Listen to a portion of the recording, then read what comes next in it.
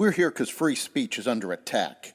We're here because people are being convinced that socialism works. We're here because people are being judged guilty until proven innocent.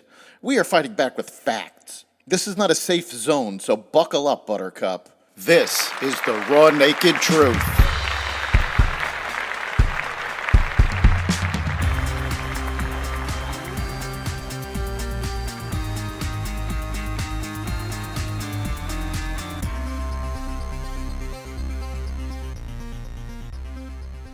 Israel strikes Hezbollah and Hamas. Trump stands against Project 2025. A bad day for Starbucks, and more. Welcome to the Raw Naked Truth. I'm your host, Eric Lopkin, and here's the news you need to know. Hamas's political leader, Ismail Haniyeh, was targeted and killed in the Iranian capital, Tehran, the country's Islamic Revolutionary Guard Corps said on Wednesday. The IRGC said it was still investigating the cause of the incident. Hamas confirmed the death of Haniyeh, saying the leader had been killed by Israel after attending the inauguration ceremony Tuesday of the new president of Iran. Israel didn't immediately comment on Haniyeh's death.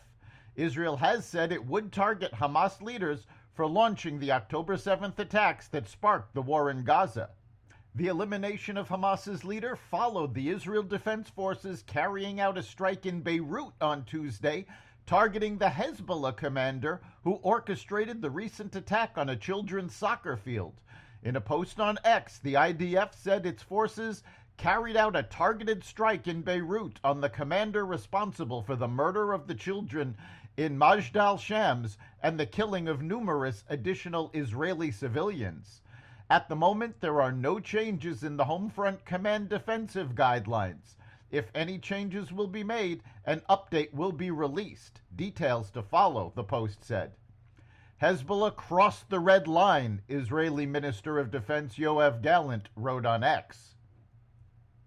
Paul Dans, the head of Heritage Foundation's Project 2025, has stepped down amid unrelenting criticism of the program from former President Trump and Democrats' continued efforts to link Trump's campaign to the project.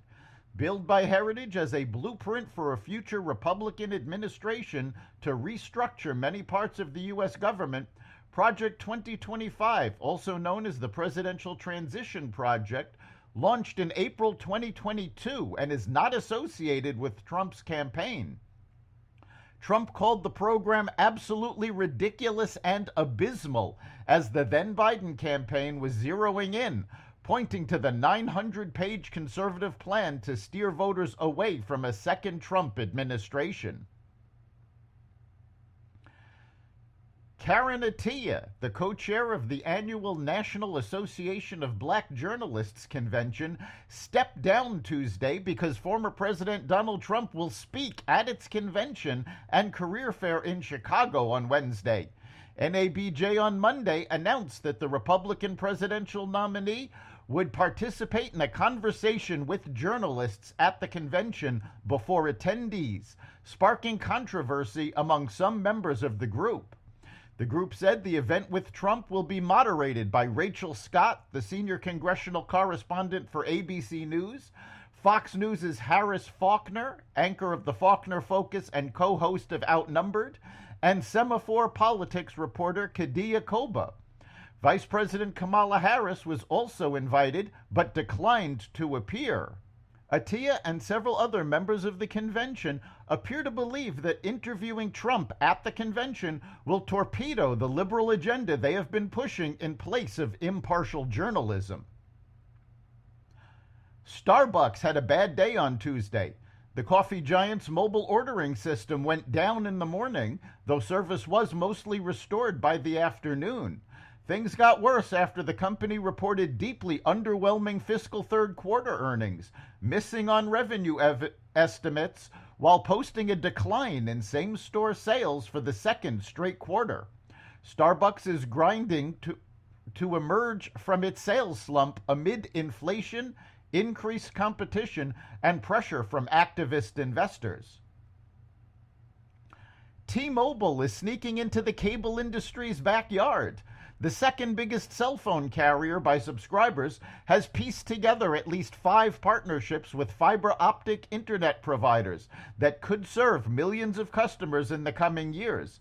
Those deals, added to the roughly 5 million homes and businesses already linked to its 5G broadband service over the air, put the Bellevue, Washington company on the cusp of becoming a major home internet provider in its own right. T-Mobile, which was pieced together through several wireless company mergers, hasn't had to build out a fiber network as its biggest rivals have, and now is playing catch-up on the ground. That's the Raw Naked Truth. You can catch every episode of The Raw Naked Truth at xvadio.com, the Apple Podcasts app, Google Podcasts, Spotify, iHeartRadio, Audible, Amazon Music, and other platforms that respect freedom of speech. We'll see you next time.